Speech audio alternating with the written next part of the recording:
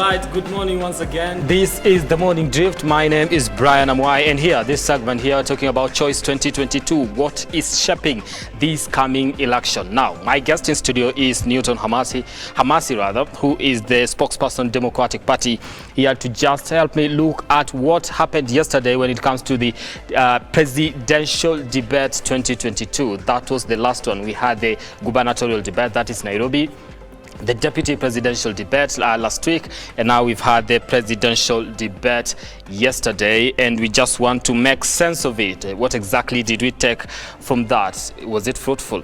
Did the person that attended, or the people that attended that particular debate, do sell their manifesto? Did they have a field day, as some of the newspaper reports actually say? Thank you so much, and you remember you can be part of this conversation by engaging us on our socials at Anwai Brian on Twitter, at LookUpTV. The hashtag is the Morning Drift. Thank you so much, Newton, for making time for this conversation this morning. Thank you so much for having me. Now let's start from what is your take exactly from that particular debate that happened yesterday? Yesterday, first and foremost, I want to congratulate my presidential candidate, that is William Samoei Ruto, for honoring and respecting Kenyans and the Kenyan voter by turning up for the debate.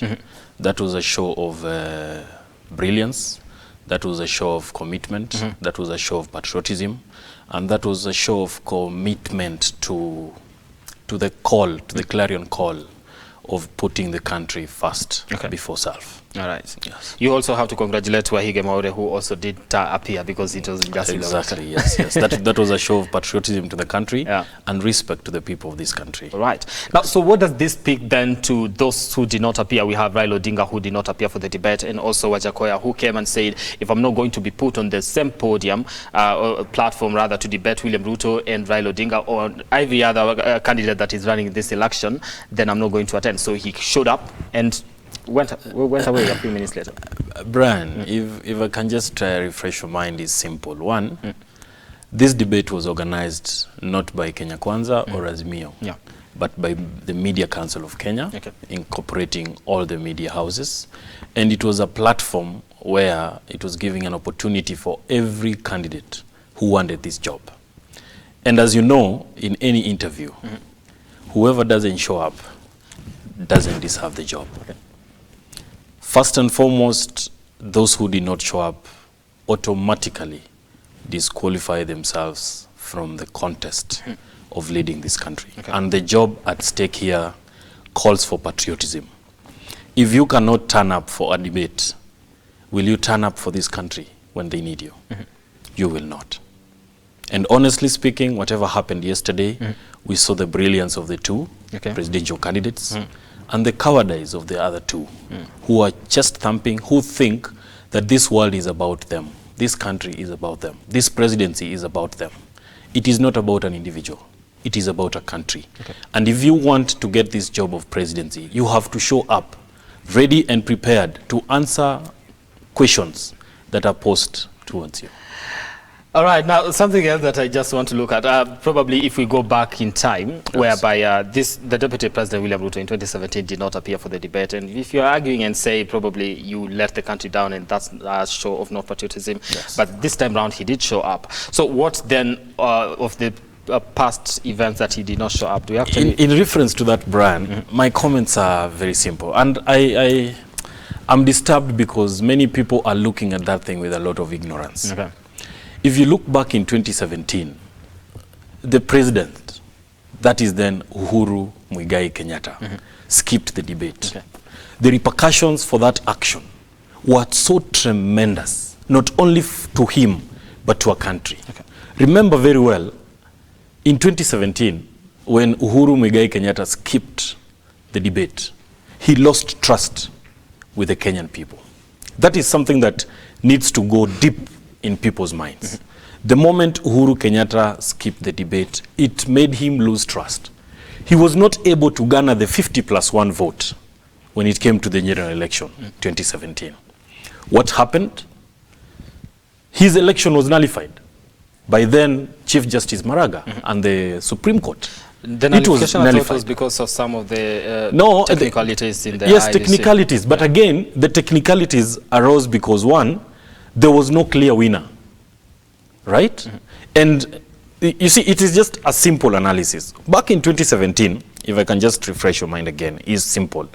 One, Uhuru Kenyatta was an incumbent. He thought he had the state with him. He failed to show up for the debate. Raila Amolo Odinga on the other side knew the need of him showing up for the debate. The Kenyan people voted for Raila Amolo Odinga then unanimously. His victory was undisputed. But what happened is the Supreme Court came in and saw all the irregularities, because you see, the irregularities came in because of rigging claims, right? Because Uhuru Kenyatta was not able to garner the 50+1 vote that he needed to win this election.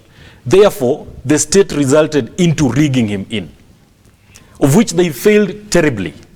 And that is why the Supreme Court did not even think twice to nullify that election. What happened later? Uhuru Kenyatta was subjected to a runoff, another election in October 26th. During that runoff, you remember very well, my presidential candidate William Ruto has been on record saying, at that point, even Uhuru Kenyatta himself wanted to go to Ichaweri and forget about this presidency. You can imagine the impact. Again, what happened to the budget of this country? We again spent billions of money carrying out another presidential election. But this was a pair. They were running as a pair at that particular moment, so we can't just exclude exactly, and that is the reason why William Ruto, this time round, he's the one that is running to be the president. And you heard him very clearly yesterday. He said, I have never been the president of this republic. This is the first time I'm requesting the Kenyan people to vote for me as the president, not as the deputy president. And the buck stops with the president. Right. And he saw the mistakes that his predecessor, Uhuru Kenyatta, did back in 2017. And you saw the repercussion. Honestly, this country, we were subjected to a nullified presidential election, something that has never happened in Africa. It was a precedent. You get me, Brian? Okay, I do. And it is just simple. And that is why William Ruto, in his own wisdom, realized we made a mistake here. If they showed up for that debate, then Kenyan people would have seen the trust. Okay. What you are seeing with the other side, that is Raila Amolo Odinga and Azimio, it is simple. Raila Amolo Odinga is suffering from the disease called the incumbency disease. He thinks now he's the president because of the handshake. Now he thinks he's arrogant enough to come and boycott let's look at the presidential debate. Let's look at the reasons as to why he decided not to come, because he says he cannot stand on the same platform with Deputy President William Ruto, who has quote-unquote questionable integrity issues. Yes. On that basis, it is just simple. You know, he's running to be the president of this republic is a sign of uniting this country. Now, if you want to be a president, and you can come out publicly and say, I cannot share a podium with the sitting deputy president of this republic. What are you trying to show that small mamamboga or that small enterprise business person down there about uniting this country? We need leaders who can tolerate each other. All these things we are talking, they are talking about integrity issues against our presidential candidate. These are just hugwash stories. These are just stories. Nothing has been proven. And that is why our presidential candidate, William Ruto, was bold enough to show up yesterday for the presidential debate, so that any question that is in the public can be put to him for him to respond. And he responded satisfactorily. That actually informs my next question, because the papers are reporting Ruto's field day as well as skips debate, and the Standard say Ruto tackles the hard questions. Are we right when we say he had a field day when it comes to that? Do we now get to understand the person that is different from how he's been presented before? Yesterday gave William Ruto the best opportunity to defend his character, because people have been outside here assassinating his character for no reason at all. And he came out yesterday to defend that and say, look, this is the William Ruto that people talk, and I'm here to defend myself.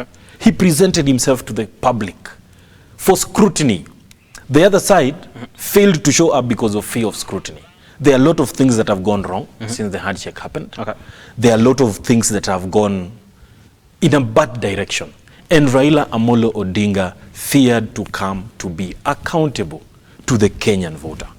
But if Ruto was being asked everything that happened in the Jubilee government, that is from 2013 all the way to now, he is in office, so it's not just that we say Raila Odinga has failed to actually come and be accountable, because then who is the deputy president of the country right now? This thing needs to be looked at strategically. One, yes, William Ruto has been the deputy president of this republic, but during the first 5 years, and you see, this is the political of use and dump that we need to discourage in our country. During the first term, Uhuru Muigai Kenyatta, who is the president of this republic, used to consult the deputy president on almost all the matters of this country. And the country was being run in accordance with the law and in accordance with the manifesto that Jubilee government had posted to the Republic of Kenya. But when it came to 2017, that is when the president felt like, I have now used this man enough. And it is time now to kick him out and bring another partner for political convenience. Because you see very clearly, when Raila Amolo Odinga went into handshake with the president disregarded. No, the president said, I wanted us to work, but some of you decided to go to do politics instead. And let me tell you something. Because you can actually go back in time and say, when he was asking, okay, masaa ya siasa bado, wacha tufanyie wa Kenya kazi kwanza. So, Brian, I will just tell you that people disagree to agree. Okay. We have had, even the clergies of this country, even the bishops, have come out publicly to state that they try to reach out to the president, to the deputy, for a reconciliation meeting. But who was refused? The president, because of the politics of convenience. William Ruto, even during the National Prayer Day at Safari Park, he is on record. He came on the podium and apologized to the people of Kenya for failing. Okay, we'll get into the, we are not going to get into the relationship between the president and his deputy. Let's get into what was happening at the debate. From where you sit as a Kenyan, do you feel like most of the things that were being touched on are very important to the country? We're talking about the cost of living, national security, issues to do with the national debt and all that. Were they really important? And to my analysis of the debate as a Kenyan voter, without being partisan, honestly, I feel like the debate was skewed in a manner to pinpoint the wrongs or the misinformations about our presidential candidate, about William Samoei Ruto. Because honestly, we expected questions on how we are going to solve the current state of this country. But when you talk about the cost of living, how did we get here? Then you get a chance to actually say, now we got here like this, now from here, this is exactly what you're going to do if you take power. Exactly, but again, look, if you elect a president, if we are going to elect a president on 9th of August, are we going to elect Uhuru Muigai Kenyatta? No. We are going to elect a new person who is going to be the commander-in-chief. Therefore, as a country, we are just to say, look, in the previous regime, which was led by Uhuru Kenyatta, there have been these challenges, A, B, C, and D. But you as the president, what are you going to do? And that is why William Ruto was so categorical and clear that this is my plan as the president of the republic. We need to look at the future. Because what we have been subjected looking at the past for him, it was very important to look at the past because he's now still in government. That is how we put it, how it is on paper, how it is in everyone's eyes. Because he's still part of this government that is actually outgoing at this particular moment. So if you're going to hold this government account, then we need actually to go back and say, this is what the government has done so far. You claim you want to do something different when elected. How did we get here first so that you try to offer a solution in the coming years? You see, when you go to, and I'll just refresh your mind again, Brian. William Ruto has said categorically that the moment the handshake happened, the sitting president started showing him disrespect and humiliation. He is on record stating that there is no human being who would have tolerated the humiliation that the president had shown him. And because he did not want to abscond and say, to leave the people of Kenya in the dark, because the people of Kenya, yes, voted for him, but he did not have the powers. And it was very clear that, look, as the deputy president, there are things I can do and there are things I cannot do. He can say things and the president says no. He has raised his opinion. Yes, his opinion has been classified as a minority opinion. And as they say, the majority will have their way. His opinion has been classified as a minority opinion. Okay. Yes. All right. All right. Now, I think we have a live link that's supposed to be coming in. But before we do that, let's just take a look at some of the things that the president said, or rather, the deputy president William Ruto actually was talking about. Interfered with what they wanted to do with matters food security, because you're talking about the cost of living, and he mentioned something to do with food. The cost of living is because food security, we had policies that went south because of the handshake, so he blamed that so much on the handshake. And he said the whole plan went with the handshake and BBI. We did not get to do what we promised Kenyans. So in essence, we can actually say the Jubilee government did fail Kenyans when it comes to matters Big Four agenda and everything that they had promised to do for the country, right? We cannot say the Big Four agenda failed. The simple thing is this. Just ask yourself, Uhuru Kenyatta has been the president for the last 5 years. Yeah. Why hasn't he been putting effort to ensure that Mumias Sugar Company goes back to raw? It is only happening now. The last 10 years, not 5. No, I'm specifying the last 5 years. Okay. Because the reason why I'm saying the last 5 years, it's because the last 4 years, we have seen the deputy president cry foul and say, look, I am in this government, but I'm not being utilized the way I need to be utilized. And you understand, our deputy president, that is... All right. Newton, yes. Let's just take a live link with our reporter on the field on just people's take when it comes to this debate that happened yesterday. It's Dorice, Kimathi. Kimathi, kindly, what are people saying when it comes to this debate that went on yesterday?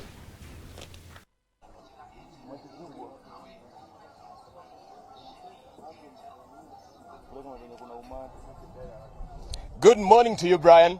Yeah, today I am in Dorice North, where we have come to speak to Kenyans about last night's debate, where the debate didn't go as expected. Deputy President William Ruto showed up, but the others didn't show up. Also, Wahiga Mwaure, the fourth presidential aspirant, was also there. And I'm here to ask the people of Dorice, especially in Congo area, what they think about how that debate went, how the deputy president answered some of the questions, especially the question, Brian, on his involvement in President Kenyatta's government. Does he feel that he is part of the failures as well as the successes of that government, or is he asking for a fresh mandate to do things differently, despite the fact that he was still a part and parcel of that Jubilee government? So I have the first gentleman here. I'm going to ask him the question about DP Ruto tusikie maoni yake ni gani. How are you, sir? Poa sana. Unaitwa nani? Naitwa Ricky. Mtani huko Kawangware. Na unapiga kura wapi, Ricky? Mimi kwanza sipendi siasa. Hapendi siasa? Sipendi siasa. Mimi ni kijana, napenda amani. Okay. But juu tunaelekea kwa election, itabidi nipige choice yangu. Na bot debate jana niliona Ruto alikuwa na confidence ya kujibu maswali. Alikuwa sawa. Alikuwa sawa. Sasa jana Yvonne Okwara, one of the moderators, aliuliza Ruto kuhusu kuwa involved kwa gava. Akaulizwa especially kuhusu corruption, madu imepotea na promises zingine hawako keep. Yeye anadai haezi jua mbona vitu zingine hazi kufanywa juu kuwa rais. But akiwa rais ataanza kuzidu. You know, anasema Uhuru ndo alikuwa president. So for him, he cannot be responsible for what Uhuru did not do. Wewe unaonaje kuhusu story? Asibina una DP anasema kweli juu venye alifanya handshake hapo hivyo. Right. Kuna venye alitolewa kiasi, aliweka apart kiasi. Wakaingiza huo mzee vitendawili kiasi hapo hivyo, ndio wakapiga siasa na unye. Hao wanajua venye amecheza, lakini DP alikuwa confident na maswali zake. Alikuwa sawa. Kwa hivyo sasa wewe unamsupport deputy president? Mimi na support DP na sifichi. Na support DP. Kwa nini? Juu wenyewe ukiangalia vijana huku ndani hatuna ma projects. hatuna miradi, lakini ukiangalia kwa zile ma speech za DP zenye anaongelea, si vijana tutainuka na miradi za hapa kule. Tutakuwa na ma project zetu hapa mtaani, kama ni car wash, kama ni ma project kadhaa, hata kama ni hizo makuku za kufanya nini, unaona hizo zitasaidia na vijana at least wasikuwa idling hapo mtaani, wapige watafute yani jasho yao. Thank you. That's Ricky. He believes that DP Ruto is right, and he thinks that DP Ruto's bottom-up idea is what will help him get a business. Let's hear what that gentleman thinks about that same issue. How are you, sir? Fine. Uko salama? Kapsa. Naona wewe ni mtu wa busy ya ndudhi. Kapsa. What is your name, sir? Douglas. Yeah? Kura unapigia wapi? Takoreti North. Okay. Yeah. Sasa jana William Ruto, DP Ruto alitokea kwa debate ya presidential, lakini Raila Odinga hakutokea. Na one of the questions about ambazo Ruto alijibu ni swali kuhusu serikali ya Jubilee, mambo ya corruption, mambo ya miradi ambayo haijatimizwa. Akaulizwa, what will you do different when if you win the next government? Yet you've been in this previous government ya Uhuru Kenyatta as second in command, and some of these things you had a chance to do them. Akasema yeye hajaikuwa rais, yeye alikuwa DP, so anajitoa on that blame. Wewe unaonaje kuhusu hiyo story? Hata akijaribu kujitoa ni ngumu. Wote walichakuliwa wakikuwa na Uhuru. Kama wamefail wote wamefail. Kuonyesha hata yeye akiingia hata kuna kitu atafanya. Okay. Wewe unamsupport nani? Mimi na kiongozi wangu ni Raila Amolo Odinga. Site ya Azimio. Na Raila Amolo Odinga last time alisema kwamba IBC ilimchezea na kukua mpaka tukaenda court after the first election 2017 na watu wakaandamana, supporters wa Raila waliandamana, kukakuwa na tear gas mandis. Wewe kama msupporter wake, in case itokee this year that the Azimio side iseme the election was not fair, because already kumekuwa na complaint that IBC inacheza games, some people feel like they are not fair. In case Raila atokee ambia wafuasi wake, njooni tuandamane, I am not satisfied with the outcome of the election, you know, after August 9th, which is just 12 days away. Wewe kama muandamana, kama supporter wake Raila Odinga, utaenda kuandamana? Mimi round hii siwezi enda maandamano. Kwa nini? Tutakubali sasa hata yeye mzae kama atakuwa ameshindwa na ikuwe free and fair, tutakubali ilikuwe hivyo. Lakini kama itakuwa imefanyika ukora na aseme kuna kitu imetokea mbaya, tutamuunga mkono.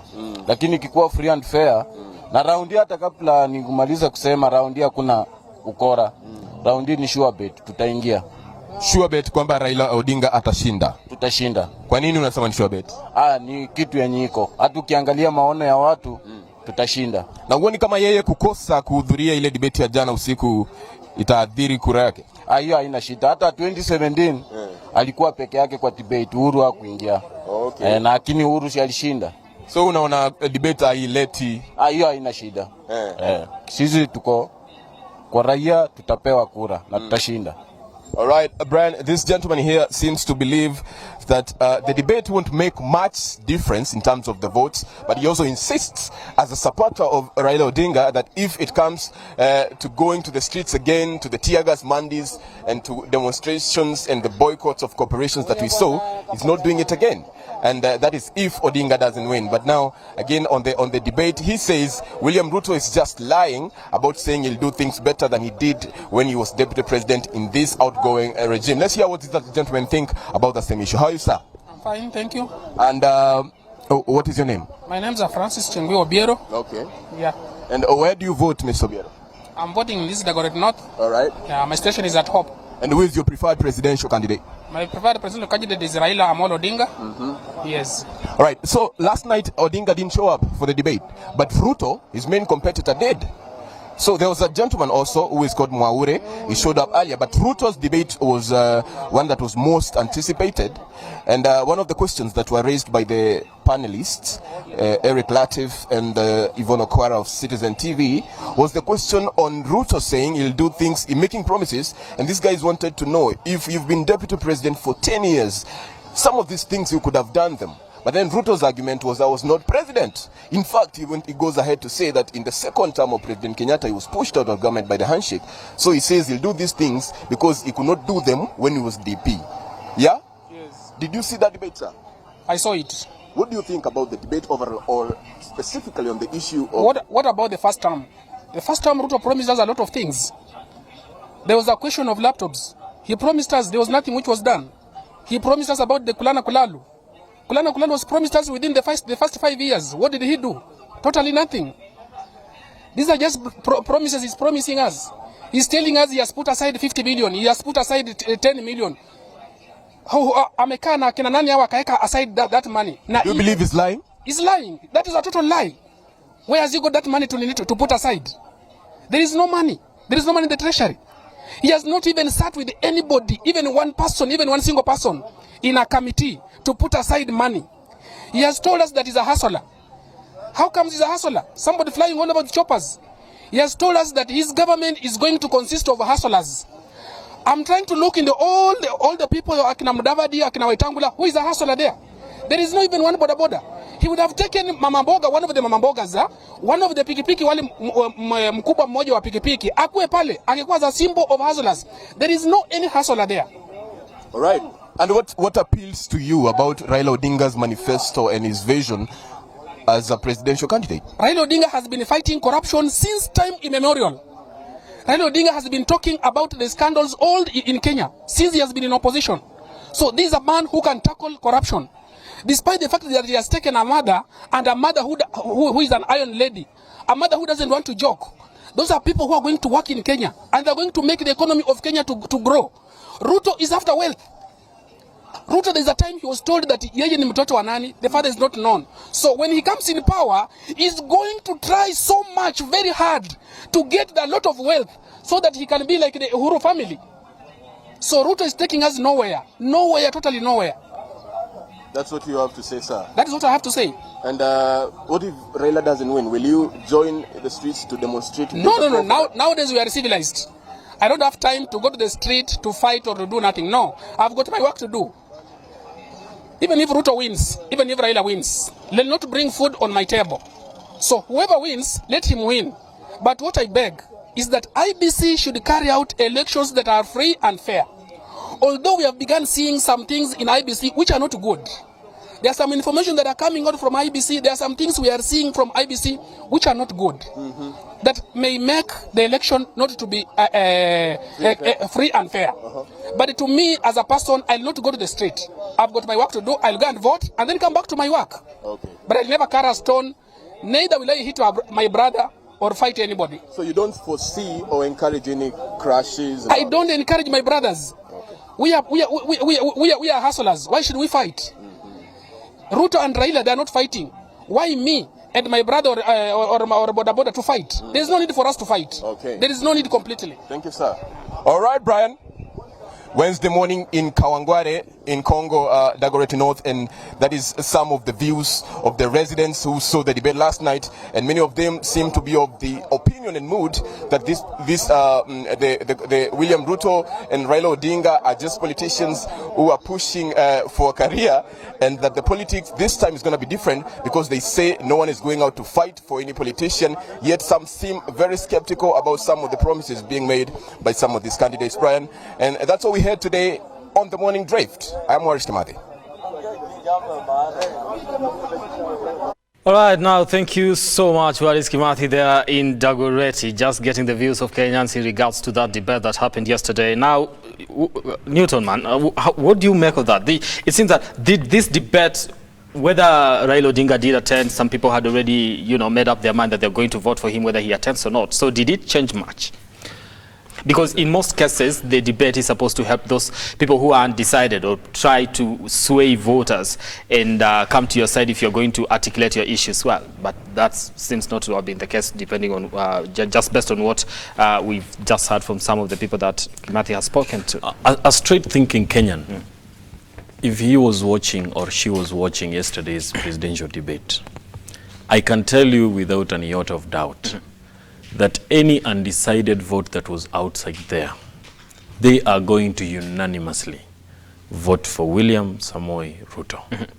And when we started the show, I mentioned and said, you cannot vote for someone who does not show up to show interest for the job that is ahead of him. And William Ruto is the only person who showed up with the other presidential candidates. But the other side of Azimio, he did not show up. That shows he's not he's not interested in this job. He's being pushed for this job. And videos were circulating. He was busy taking something, I don't know what it was, but video was circulating. Even he promised Kenyans that his supporters, that he's going to go to some mall. No, it was Jericho Social Hall. Yes, Jericho Social Hall. Did it happen? No, it did not happen. It was cancelled. Exactly. That shows how non-committal this Azimio presidential candidate is in regards to the interest of this country. Taking people as disregarding people's interest, disregarding people's needs, disregarding the interest of the country at heart. Now, maybe he felt he had done that in the campaign trail, and because his argument was, if I'm going to be asked questions, I need to be asked questions by Kenyans themselves directly, although that did not happen, and sad to that. But let's get to now the things, some of the issues that the people from Kawangware have actually been raising, people from Dagoretti, saying that the person that Kimathi spoke to, the first one, talked about being a hustler and believing in the dream that William Ruto is going to make some changes when it comes to, uplifting the lives of the people of this country. He talks about projects for the youth and all that, and injecting money into the economy so that it helps the youth. And also somebody else says he's been in government for quite a while, and he has not done anything. They promised us heaven on earth and did not deliver any of that. So is this a promise that we can actually be believing in? I know you're going to say yes, but what makes you so confident that this is going to happen this time around? People are pointing fingers at William Samoei Ruto, but I just want to ask them to honestly sit down and reflect. Raila Amolo Odinga was the Prime Minister of this republic for solid 5 years, 2007 to 2013. He had a share of 50% on written document with Kibaki. What did he do for this country? Nothing. We saw scandals of kazi kwa vijana happening under his own ministry of Prime Minister. So right now, how is it that when William Ruto is trying to ask Kenyans to vote for him as the president, it is a wrong thing? Let us be fair. Nobody said it is a wrong thing. People are saying that William Ruto has been in government. Raila Amolo Odinga has been in government. Back in 2002, Raila Odinga was in government. But the question that people are asking is whether he can actually deliver on the things that he has failed to deliver when being part of government. And he has demonstrated how. Yesterday he said there are projects that have been carried out to a tune of 100 billion, Brian, that were never budgeted for. Where did this money come from? They were never budgeted for. Look at the stadium that was built at Langata, the barracks. It was never budgeted for. Uhuru Gardens. Look at Uhuru Gardens. It was never budgeted for. Look at Uhuru Park. It is being renovated. It was never budgeted for. Look at NMS. Was NMS anywhere in our budgets? It was nowhere. But it has finances from the presidency. So when William Ruto says these finances are available and he knows where he will get them from to support that small enterprise farmer to grow, he knows what he's saying. And it is going to be a commitment. And something just very unique about William Ruto, he is not just promising. Okay. Yes, you say that Azimio presidential candidate will go talk to the people. We have demonstrated in our journey to this presidency that as Kenya Kwanza, we have gone down there to the counties. Now, we have had county economic forums. If you're looking at talking to the people, then Azimio could actually argue that before we launch our manifesto, that's exactly what we did. That our manifesto is actually inclined to what the people actually wanted. That's what they say. What we have seen with our competitors Azimio, it is simple. They are trickling down their idea to the people. They are forcing their ideas to the people. But in Kenya Kwanza, our ideas, our manifesto is guided by the Kenyan person. Okay. And that is why William Ruto had no reason to boycott the yesterday's debate. Okay. And just on the boycotting of the debate, as a country, we have suffered under the Jubilee government regime, under the presidency of Uhuru Kenyatta. Why? Because the same Raila Amolo Odinga, with his reckless acts, he boycotted the repeat of 2017 election. And let it go on record. Because that after that, Brian, allow me to make my point. Yeah. In 2017, when Raila boycotted the election, William Ruto and Uhuru Kenyatta proceeded to have that by-election of the presidency. Okay, now right? this is the thing. When he boycotted that back then, he said the reason as to why he was boycotting is because the things that he wanted addressed were not addressed. The things that he wanted changed by the IBC were not changed. So have those things been changed, Brian? Nothing has been changed. Let us be honest and let us be factual. Okay. Back in 2017, the reason why when Raila boycotted, you can see the impact it has caused to this country. There is high cost of living right now. How is that the case? He never gave the people the chance to vote for the president and the leader they believed in. So Uhuru Kenyatta, if he would have participated in the second election, he will actually have won. That's what you say. Exactly. That is what we are saying. If he participated in that election, and that is what we are saying, this issue, this idea of people believing they are superior and they are goddess to be worshipped, is something that we are supposed to discourage as a country. And honestly, as a country, we are suffering because he boycotted the 2017 repeat presidential election. And let it be on record, because of that boycott, the Kenya today is bleeding because of him not showing up for the Kenyan people to vote for him. The people have argued that the country is in bad terms because of the handshake, and you actually said that. Exactly. But you see, it was because of selfish interest. Selfish interest and the status quo, Brian. So it is because of 2017, him not participating in the second election and also the handshake? Exactly, because you see, in 2017, he boycotted. Uhuru Kenyatta was elected.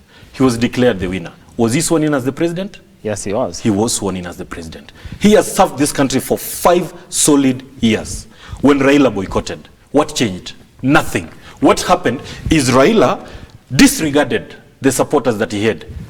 Musalia Mudavadi, Kalonzo Musyoka, Moses Masika Wetangula, and walked on Harambe stairs and did a handshake with someone he purported to have boycotted the election. Okay, I'm running out of time. I'm running out of time, and I'd like us to touch on something else that was discussed in the debate, and that is the issue of integrity. What was your take on how he handled the issue of integrity in matters you know, the kind of person he is? And also he was asked a question when it comes to acquisition of land.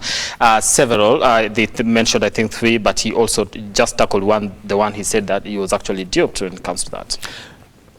The question of integrity is simple.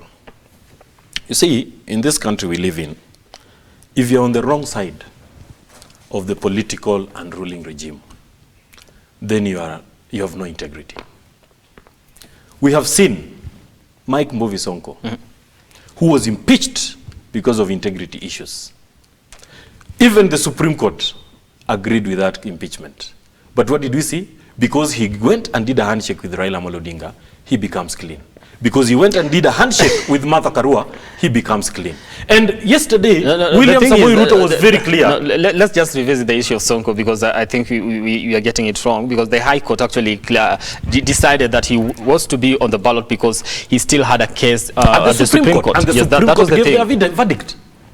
They gave their verdict. Yeah, they did. And they solidly said that, yes, Mike Mbuvi Sonko cannot hold office, but he went and did a handshake with Raila Amolo Odinga, and he became clean. Okay, so back to the issue of integrity. Let's back on the issue of William Ruto yesterday, he was very clear, and he said, on the issue of Muteshi land, this have been an allegation, and he said, you have been duped, Brian, in this Nairobi, in these streets of Nairobi. There's no one who has never been duped in this Nairobi. Even the government itself. We saw Mradhe of this world duping the KEMSA issue and taking money from KEMSA. We are out of time here, out of time. Just finish on your point. And how was that okay for you? Well, yes, he came out, and you see, the beauty about it is you show up. Okay. If you're accused, you show up and defend yourself. And where was Raila Amolo Odinga to be asked the questions that touch on him on matters of integrity? Where was he? That's a question we cannot answer tonight. Now, thank you so much, Newton Khamasi, for making time for this conversation here on Choice 2022 as we look to how this race is panning out, just close to about 12 days to the general elections that supposed to be happening on 9th of August, where presidential candidates, tonight, they were debating on what they are going to do for you, the citizen of this country, so that you make an informed decision. My name is Brian Anwai. Simba Charles Elijah Kiage is coming up with Look Up Business.